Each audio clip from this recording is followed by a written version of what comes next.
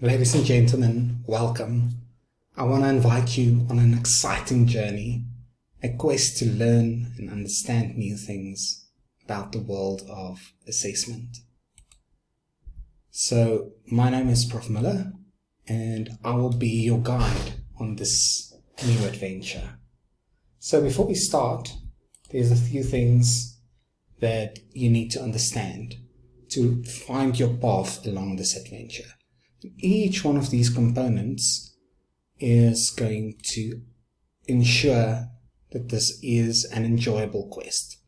So firstly, you'll find your compass to success, and that would be your learning outcomes or your assessment rubrics.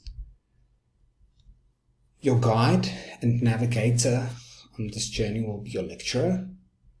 You will also need the right gear for the trip, which include module resources and study material, and then also equip yourself with the necessary skills to survive this through class attendance. It's also essential to plan this journey. You need to plan how you're going to approach different obstacles. And during this journey, you will uncover some knowledge. But the value of this knowledge is only discovered when you can apply this in real life situations. And lastly, along the way, you will need to take some breaks and check whether you are still on the right path. So let's dive into these different components together and start our journey. So the first step in this journey is understanding what we need to learn and how we'll be graded. So think of it like having a map to show us exactly our road to success. Each study unit in a module got a list of learning outcomes.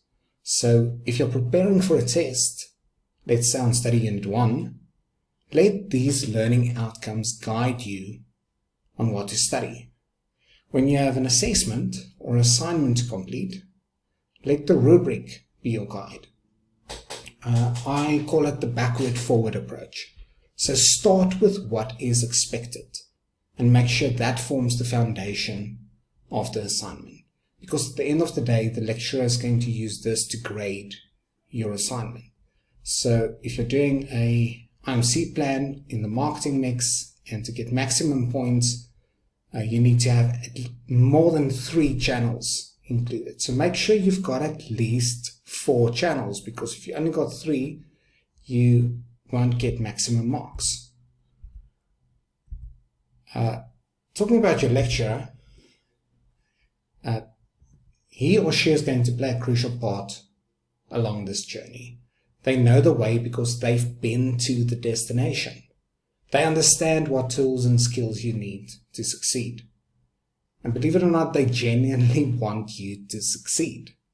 So remember, your lecturer is there to assist you.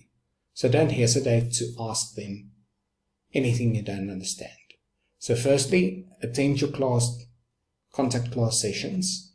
And then also, if there's stuff you don't understand, attend their consultation sessions.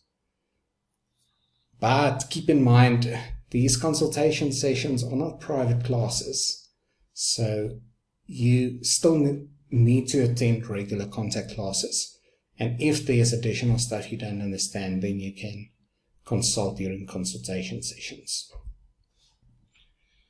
As I mentioned, you also need the right gear for the trip. So for example, if you're going to a forest in Germany during December, you need to pack weatherproof clothing because it's midwinter there.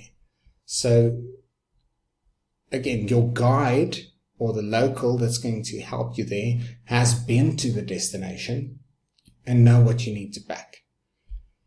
So again, just jumping back to your tour guide, your lecturer know where you're going, so trust them also on the gear you need. So gear, when it comes to assessment, this includes resources like textbooks or videos, the learning management system like Fundi, interactive study guides, anything that's going to assist you along the way to really grasp the concepts. Then, no journey is complete without survival skills. So these are the important tools or techniques that's going to ensure your success along the way. So this could be as simple as knowing how to access your money while traveling overseas. Believe it or not, this can be an issue sometimes. Or it can be as complex as starting a fire in a wet, snow-covered forest. So there are some skills you need to survive. Now, these skills can be acquired while attending classes. So attending classes is like going to a survival skill training camp for your module. This is where you're going to learn about the gear that you need and how to use it. You can also engage with the lecturer or your guide about the theory. And this should be an interactive conversation. Everyone needs to participate. Don't ignore and shy away from answering your lecturer's questions. Engage. It's all about learning. Learn from each other. If there's group work, really take advantage of this learning opportunity. Because if you really engage during these sessions, you'll find later on when you need to study for this specific module, the time you spend studying is a lot less because you've already learned what needs to be learned. So it's one of the best ways to learn, but so many people don't use it effectively. Okay, and then it's also important to plan your approach to the different obstacles. To know what gear to use, how to approach the problem. You need a game plan. And this game plan boils down to the different elements that we've talked about.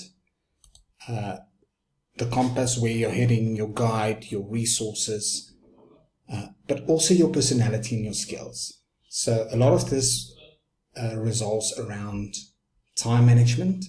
So you need to manage your time when completing various quests during your studies, and not just for this specific module, but for all your modules. So you need to zoom out, decide when to study for what, and how to approach different aspects of your study. When you're doing an assignment or a test, which portion of the test or the assignment should you spend most time on? Usually mark allocation is a good indication to guide you in that sense. So during this journey, you will make some discoveries and learn some interesting methods. But if you don't figure out how to use that knowledge, it's like finding a treasure chest without a key. Then in essence, it's just a wooden box. The real treasure is only valuable if you can open it. So this knowledge will only add value to your bigger journey if you can apply this theory in real life situations. And this is exactly where most students fall short. So let's dive into a practical explanation on this. So let's say your quest or your question that you need to answer, keeping to our adventure explorer theme, is you need to advise your tour group on the best way to navigate to the Black Forest in Germany from Johannesburg using Google Maps. Now the theory that you learned in class boils down to 4 steps. For example, you need to enter the point of departure on Google Maps. You need to enter your destination on Google Maps, review the route options, and select your preferred route. But if you're going to provide this answer in the test, you're not going to get a lot of marks. Let's say you go the extra step. You provide it as it's stated in your slides. You outline exactly again, the steps with an explanation. So open Google Maps and type in your starting location, decide where you want to go, and whether this can be a specific location or a landmark or a type of address, and you type that in. Consider the different options suggested by Google Maps and take in factors like distance, traffic, and terrain. And then lastly, you choose the route that best suits your preference and needs. And then click Start Navigation. Believe it or not, if this were an 8-mark question, I will award you 2 marks. You heard me correctly. 2 out of 8, because it's all theory.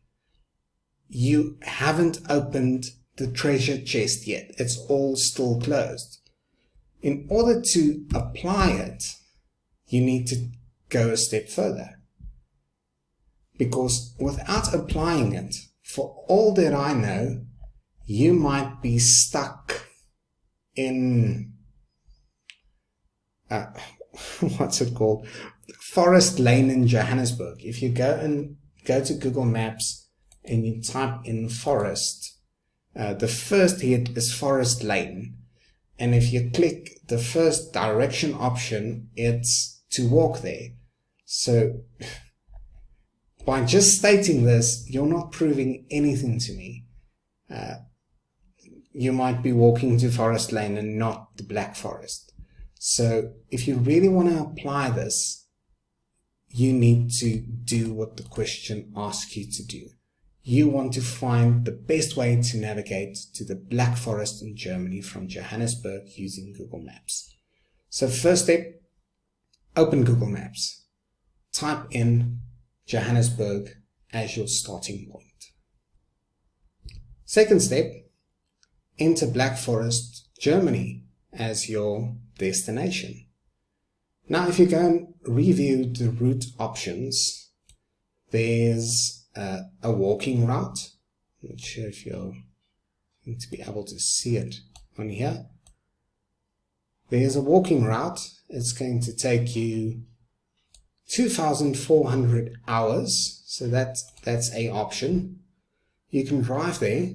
It's 12,600 kilometers. Or there's some flight options. So let me just show you some of the driving options. There's actually two routes from South Africa to Germany. The one via Egypt, Syria, that might not be a good option with all the wars going on there. Or the other one via the western coast of Africa. Now, for you to really apply this, if you tell me in a test, you know what, walking, that's the least amount of kilometers, so that's the best option. I'm going to doubt whether you can really apply this knowledge. So you need to select the preferred route. Now, for any sane human being, I believe flying there would be the best option if you look at the time spent. Anything from 102 days walking to only 15 hours flying. Obviously, if you're going to book a flight to Germany, you're going to have to look at the different flight options depending on your departure date. Now, this is applying theory. This is taking it to the next step, not just merely listing the theoretical framework. The last aspect after a test, and I think a lot of people also fail to do this, you need to take a break and ask yourself, how am I progressing? Am I on track? Go and check the memo. Are you doing anything wrong? Anything that's going to hinder you to complete this journey successfully? And by doing so, you can ensure that you are going to be successful at the end of the day. So I want to wish you best of luck with this assessment adventure. I hope this guide will help you to find a successful path. Good luck.